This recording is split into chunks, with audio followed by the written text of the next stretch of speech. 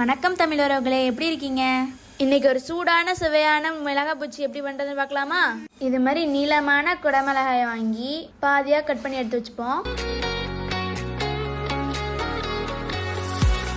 இதுக்கு 2 கரண்டி கடலை மாவு எடுத்துப்போம்.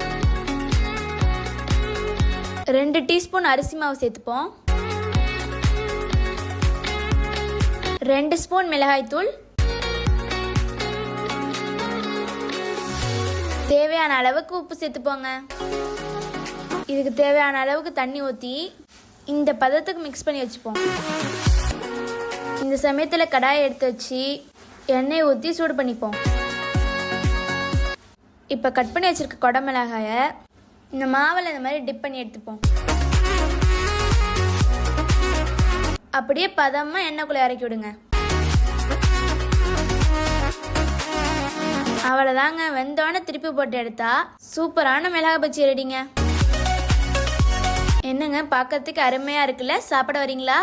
Thank you guys. இந்த வீடியோ உங்களுக்கு பிடிச்சிருந்தா லைக் பண்ணுங்க, ஷேர் பண்ணுங்க, சப்ஸ்கிரைப் பண்ணிருங்க.